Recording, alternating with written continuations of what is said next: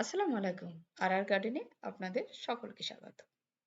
Money plant আমাদের প্রায় সকলের ঘরেই থাকে। আর আমরা মানি প্ল্যান্টটা ডেকোরেশনের কথা ভাবলেই অরিজিনাল প্ল্যান্ট দিয়ে কোনো ডেকোরেশন করলেই আমরা মানি প্ল্যান্টটা ১ম এই চুজ করি। আর মানি প্ল্যান্ট যদি খুব গ্রিন আর খুব হেলদি হয় তাহলে তো কোনো কথাই নেই। তো এইরকম গ্রিন বা হেলদি মানি প্ল্যান্ট বানাবেন কি করে?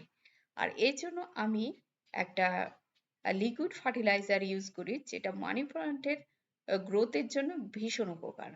আর এটা আমি বাড়িতে যে ফেলে দেওয়া জিনিসগুলো দিয়েই করে ফেলি। এখানে নিয়েছি আলুর খোসা, চায়ের পাতা, চাটা ইউজ করা আর সেটা কিন্তু আমি ধুয়ে নিয়েছি। চিনি থাকলে অবশ্যই ধুয়ে নিতে হবে। আর তার সাথে ২ টিস্পুন মতো চাল ইউজ করেছি। এই প্রত্যেকটা ইনগ্রেডিয়েন্টস মানি প্ল্যান্টের গ্রোথ বৃদ্ধিতে সাহায্য করবে আর পাতাকে গ্রিন রাখতেও সাহায্য করবে। তাই এই ইনগ্রেডিয়েন্ট গুলোকে আমি ভিজিয়ে রেখে দেব ২৪ ঘন্টা মতো। আর ২৪ ঘন্টা পরে দেখাবো যে ভেজার ফলে যে কিরকম সিচুয়েশনে এসেছে। আর ২৪ ঘন্টা ভেজানে এটা একটা ইনডোর প্ল্যান্টস এর জন্য একটা ভালো ফার্টিলাইজার তৈরি হয়ে যাবে। আর ইনডোর প্ল্যান্টের জন্য ফার্টিলাইজার যেগুলো আমরা বানাই সেগুলো ২৪ ঘন্টায় রাখি, তার বেশি কিন্তু পচিয়ে রাখি না। তো ২৪ ঘন্টা পরে আমি ফিরে এসেছি আর আপনাদেরকে দেখাচ্ছি যে কিরকম অবস্থায় এসেছে। একটা চায়ের কালার চলে এসছে। আলুর খোসা ভিজে থাকলেও সেটা একটা কালচে কালার হয়ে যায়। তো পুরো দ্রবণটার একটা কালচে কালার হয়েছে। এই দ্রবণটাকে আমি ছেঁকে নেব। আর ১ বাটি এই যে দ্রবণটা পেয়েছি সেটা আমি ১ লিটার জলে মিশিয়ে নেব। একেবারে পাতলা করে ফেলবো। তো এখানে একটা কথা বলছি যে আলুর খোসা বা চায়ের পাতা বা চাল এগুলো আমি মেশালাম কেন? তো আলুর খোসাতে থাকে প্রচুর পরিমাণে পটাশিয়াম আর চালে থাকে শ্বেতসার আর চায়ের পাতাতে থাকে নাইট্রোজেন। তো পটাশিয়াম নাইট্রোজেন সাপ্লাই করবে চায়ের পাতা আর আলুর খোসা। এছাড়াও আলুর খোসাতে থাকে শ্বেতসার। আর আলুর খোসা আর চাল এই দুটোতে যে শ্বেতসার থাকে সেটা কি করে মাটিতে উপকারী ব্যাকটেরিয়ার জন্ম দেয়। আর সেই উপকারী ব্যাকটেরিয়া আপনার খাবারগুলোকে ভেঙে দেয়। আর তার ফলে প্রয়োজনীয় যে নিউট্রিয়েন্টস গাছ পেতে শুরু করে।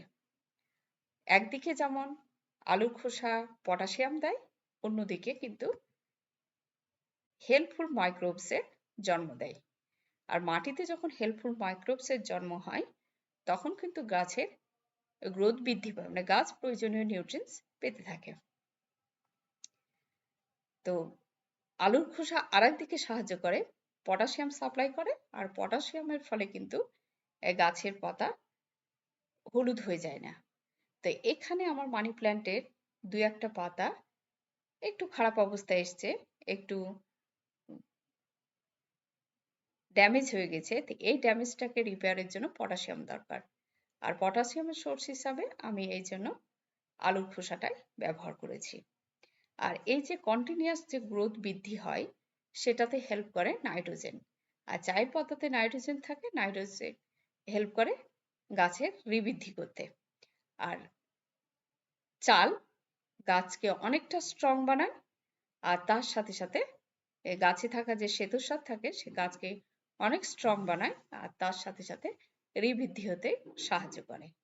আর চায়ের পাতাতে নাইট্রোজেন তো থাকেই, তাছাড়া চায়ের পাতা গাছের সবুজ অংশ যাতে গাছকে আরো বেশি গ্রিন করে তোলে আর অনেক বেশি গ্লেজ দান করে।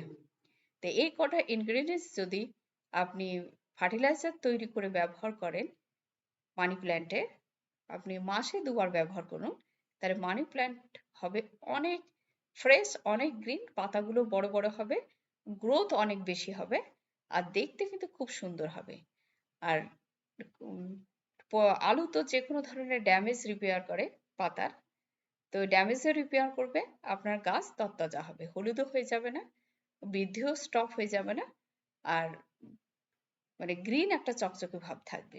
তো আমি বলবো আপনি মান্থলি ২ বার করে এই ধরনের ফার্টিলাইজার ইউজ করুন মানি প্ল্যান্টে। এছাড়া আমি বলবো যে প্রত্যেক সপ্তাহে প্লেন জল মানি প্ল্যান্টে স্প্রে করুন।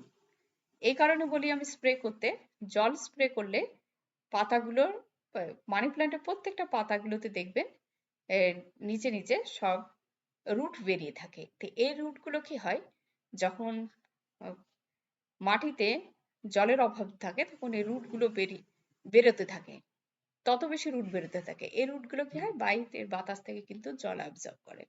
তা আপনি যখন প্রত্যেক সপ্তাহে জল স্প্রে করে দিবেন, তখন ওই মানে পাতাগুলো অনেকটা তরতাজা হবে আর গাছের বৃদ্ধিতেও সাহায্য করবে। আর মানি প্ল্যান্টের সেরকম বিশাল কিছু মানে যত্নের দরকার হয় না, বা প্রচুর বারবার করে জল দিতে হবে তা না, মাটিটা জাস্ট শুকিয়ে গেলে তারপরে জল দেবেন। আর আমি আবার কি করি, যে শুকনো কিছু পাতা থাকলে পাতা মাটিতে দিয়ে রাখি।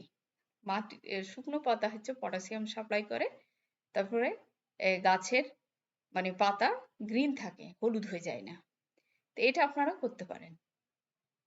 আর আমি সব ভালো করে স্প্রে করে দিয়েছি, চারিদিক ধুয়ে মাটিতেও দিয়ে দিয়েছি।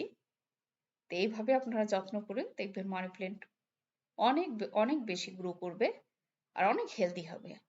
আর আলু খোসাটা অবশ্যই দেবেন, যে কোনো ধরনের পাতার ড্যামেজ রিপেয়ার করতে আলুর খোসা অনেক হেল্প করে। তো এইভাবে যত্ন করুন। এখানেই শেষ করছি। সুস্থ থাকুন, ভালো থাকুন।